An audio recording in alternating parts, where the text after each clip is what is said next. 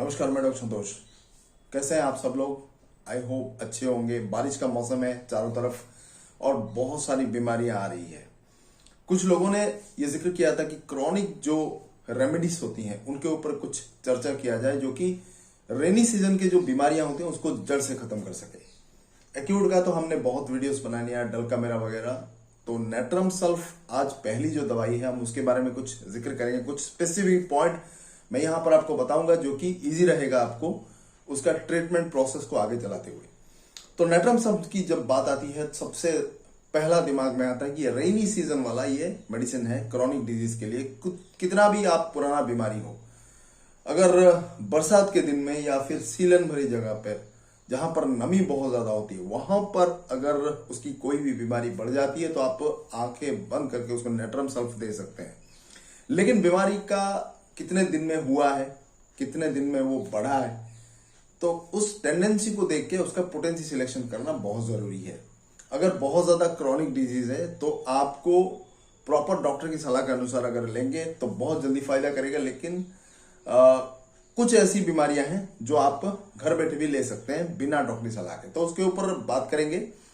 अगर आप हमसे डॉक्टर कंसल्टेशन लेना चाहते हैं 10 डेज के कोर्स का 350 है। आप नीचे दिए गए व्हाट्सएप नंबर से संपर्क करिए, आप पेड कंसल्टेशन ले सकते हैं। व्हाट्सएप पे संपर्क करिए, डायरेक्टली मुझसे बात होगी, आपका फाइल बनेगा, हम डिस्कस करेंगे, दवा हम प्रेस्क्राइब करेंगे। एनालिसिस करने के बाद आपके लिए कौन कौन सा बेस्ट रहेगा आप खरीद के यूज करना, फिर हमें अपडेट करते रहना। तो ये हमारा प्रोसेस है। अब आगे बढ़ते हैं नेट्रम सल्फ का। अब देखिए सबसे इंपॉर्टेंट कुछ ऐसी बीमारियां होती है कि तुरंत अगर ये बीमारी हो गई तो लोग दूसरी तरफ डाइवर्ट हो जाते हैं, तो ये नहीं होना। जैसे कि पहला है डायरिया। अगर किसी को डायरिया हो जाता है, चाहे बच्चा हो या बड़ों के भी, तो वो लोग को डायरेक्ट उनके दिमाग में आ जाता है एलोस्पोडोफाइलम ये सब।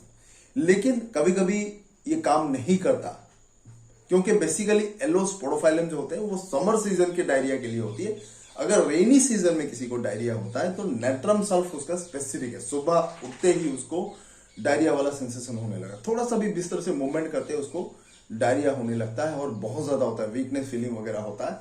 और ये एक्यूट हो क्रॉनिक हो दोनों के लिए बहुत ही फायदेमंद है। जब रेनी सीजन के लिए स्पेसिफिक हो, सुबह का वक्त उसको आमतौर पर होता है। पूरा बाकी सुबह का वक्त डायरिया होने के बाद वो उठता है, अपना काम करता है, बाकी उसको कुछ नहीं होता। ओनली मॉर्निंग के समय उसको बहुत ज्यादा लूज मोशंस होता है सुबह सुबह। तो आप आंखें बंद करके नेट्रम सल्फ दे सकते हैं। 30 दिन में 4 से 5 बार दे सकते हैं। दे दो 3-3 घंटे के गैप में, एक दिन काफी है।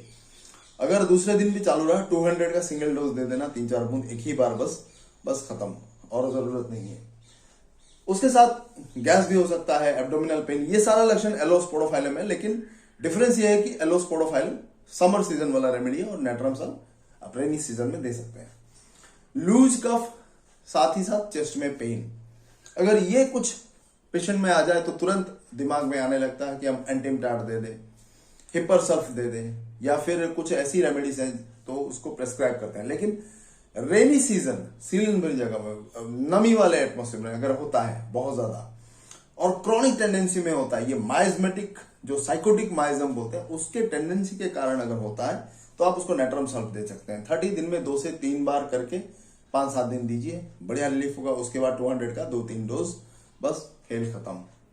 जैसे कि मॉडलिटीज की अभी मैंने बात कही कि ये खास करके आप रेनी सीजन में दे सकते हैं। नमी वाले जो एरिया में जो लोग रहते हैं ज्यादा, मतलब बेसमेंट्स में रहते हैं या फिर कुछ ऐसी जगह पर जहां पर कंटिन्यूसली सीलन रहती है, नमी रहती है, तो वहां पर आप नेट्रम सल्फ उनको अप्लाई कर सकते हैं। आप उनको पूछ सकते हैं कि आपका जो रहन सहन है वो कैसा है, कौन सी जगह पर ज्यादा आप एक्सपोजर होते हैं। अगर ज्यादा वो ऐसी जगह पर रहते हैं जिनको कंटिन्यूसली उनको नमी अपने शरीर में अंदर एब्जॉर्ब होता रहे, तो उसमें हाइड्रोजिनोड कॉन्स्टिट्यूशन बोलते हैं इसको।